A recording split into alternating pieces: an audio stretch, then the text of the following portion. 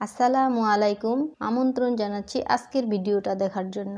সাধারণ এক ডিম ভুনাকে কিভাবে অসাধারণ খাবারে পরিণত করা যায় তারই এক রেসিপি শেয়ার করেছি, আর চেষ্টা করেছি ছোট ছোট টিপস শেয়ার করতে যেন নতুন যারা তাদের রান্না করতে কষ্ট না হয়। তো চলুন শুরু করা যাক। এই জন্য প্রথমে এখানে আমি মাঝারি সাইজে 6টা ডিম নিয়েছি, আর ডিমগুলোতে এমনভাবে পানি দিয়েছি যেন ডুবে থাকে। সেই সাথে 1 চা চামচ লবণ দিয়ে নেবেন।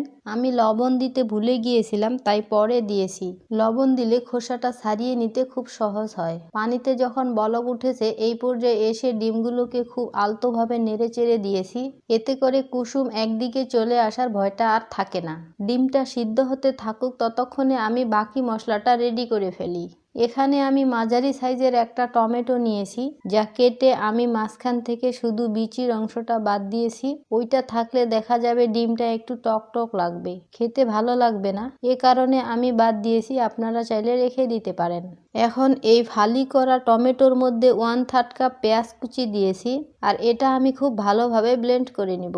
ডিমগুলোকে মাঝারি আঁচে আমি 15 থেকে 20 মিনিটের মতো সিদ্ধ করেছি। আপনারা চাইলে এর থেকে বেশি সময় ধরেও সিদ্ধ করে নিতে পারেন, কিন্তু এর থেকে কম সময় ধরে সিদ্ধ করলে অনেক সময় কুসুম কাঁচা থাকে, আর রান্না করার পর ওই কুসুমটাই শক্ত হয়ে যায়, তখন ডিম খেতে ভালো লাগে না। এরপর একটা ছুরির মাধ্যমে ডিমগুলোকে ছিদ্র ছিদ্র করে দিয়েছি। আপনারা চাইলে এই কাজটা কাঁটা চামচের মাধ্যমেও করে নিতে পারেন, এতে করে ভাজার সময় আর ফুটে ওঠার ভয় থাকে না। 1/3 কাপ তেল নিয়েছি রান্নার জন্য, সেখান থেকে 1.5 টেবিল চামচের মতো তেলে আমি ডিম ভেজে নিব। সেজন্য এখানে 1/4 চা চামচ লবণ আর 1/4 চা চামচ হলুদ দিয়ে 4-5 সেকেন্ড নেড়ে চেড়ে তার মধ্যে ডিমগুলো দিয়ে ভেজে নিচ্ছি। ডিম ভেজে নেওয়ার সময় মরিচের গুঁড়া ব্যবহার করলে খুব তাড়াতাড়ি গুঁড়া মরিচ পুড়ে যায়, আর তখন ডিমটা যেন কালো হয়ে না যায় সেজন্য আমরা দ্রুত তুলে ফেলি, আর এতে করে কিন্তু ডিমে সুন্দর কালার আসে না। আর ডিমের এমন সুন্দর কালার পেতে চাইলে অবশ্যই তেলে শুধু লবণ আর হলুদ ব্যবহার করবেন।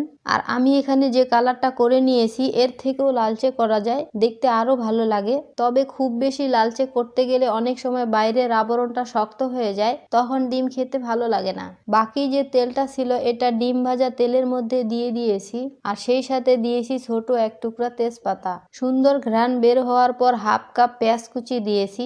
নেড়ে চেড়ে লালচে হওয়া পর্যন্ত আমি রান্না করে নিচ্ছি। পেঁয়াজের মধ্যে যখন এরকম হালকা সোনালী বর্ণ ধারণ করবে, ঠিক সেই সময় আগে থেকে তৈরি করে রাখা মশলা, যেখানে টমেটো আর পেঁয়াজ ছিল, ওইটা দিয়ে খুব ভালোভাবে নেড়ে চেড়ে কষিয়ে নিচ্ছি। টমেটো আর পেঁয়াজ বাটার কাঁচা গন্ধ না যাওয়া পর্যন্ত কষিয়ে নিতে হবে।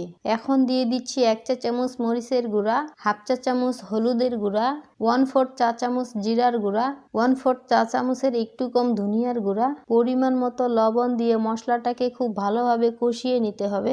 আমি ঝালটা আমার স্বাদ অনুযায়ী দিয়েছি, আপনারা চাইলে মরিচের গুঁড়াটা বাড়িয়ে বা কমিয়েও অ্যাড করতে পারেন।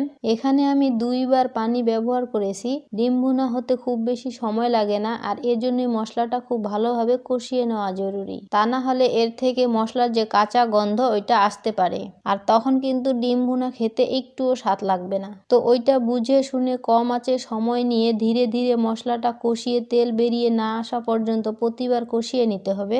আর এরপর আমি এখানে 1/2 কাপ পানি দিয়েছি ঝোলের জন্য। এখন এর মধ্যে ডিমগুলো দিয়ে দিব। আমি এখানে তেজপাতাটা তুলে দিয়েছি, কারণ রান্নার পর এটা থেকে গেলে এক্সট্রা গন্ধ ছড়াবে, তখন আর খেতে ভালো লাগবে না। একদম শেষ দিকে এসে 2টা কাঁচামরিচ দিয়েছি, এটা না দিলেও চলবে। আমার আজকের ভিডিওটা যদি আপনাদের কাছে ভালো লেগে থাকে, প্লিজ ভিডিওটাতে একটা লাইক দিতে ভুলবেন না। আর এ ধরনের আরো সহজ রেসিপি পেতে চাইলে আমার চ্যানেলটিকে সাবস্ক্রাইব করে নিতে পারেন। সবাই ভালো থাকবেন। আজকের ভিডিওটা এখানেই শেষ করছি। আল্লাহ হাফেজ।